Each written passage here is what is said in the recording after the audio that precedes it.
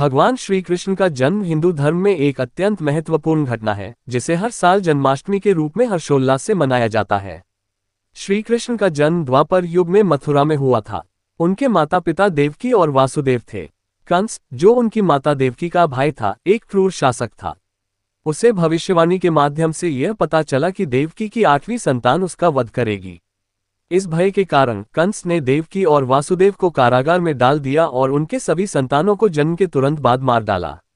श्री कृष्ण का जन्म भाद्रपद मास की अष्टमी तिथि को रोहिणी नक्षत्र में हुआ। ये रात का समय था जब चारों ओर घनघोर अंधकार और भयानक तूफान का माहौल था।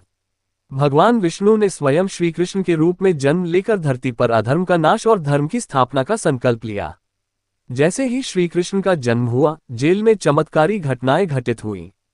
सभी ताले अपने आप खुल गए, पहरेदार गहरी नींद में सो गए और वासुदेव के लिए मथुरा से गोकुल तक श्री कृष्ण को सुरक्षित ले जाने का मार्ग प्रशस्त हो गया।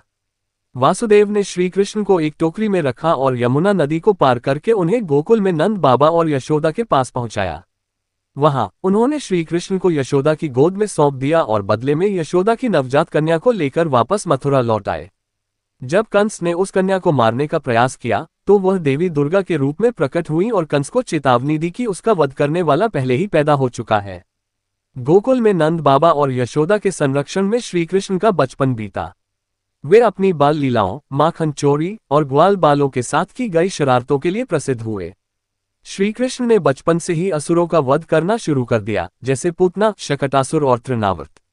उनका व्यक्तित्व असाधारण था, जो न केवल उनके अद्वितीय सौंदर्य और करुणा में झलकता था, बल्कि उनके साहस और बुद्धिमत्ता में भी प्रकट होता था। श्री कृष्ण के जन्म का उद्देश्य धर्म की पुनर्स्थापना, अधर्म का नाश और मानवता को जीवन के सत्य और प्रेम का मार्ग दिखाना था। उन्होंने गीता का उपदेश देकर कर्म, धर्म और मोक्ष का महत्व बताया। उनके जीवन की हर घटना एक संदेश देती है, जो आज भी लोगों को प्रेरणा और मार्गदर्शन प्रदान करती है। श्री कृष्ण का जन्म न केवल एक ऐतिहासिक घटना है, बल्कि यह आत्मा के उद्धार और आध्यात्मिकता की ओर प्रेरित करने वाला प्रतीक भी है। उनकी जीवन गाथा हमें सिखाती है कि सच्चाई और धर्म का पालन करते हुए कैसे अपने कर्तव्यों का निर्वाह करना चाहिए।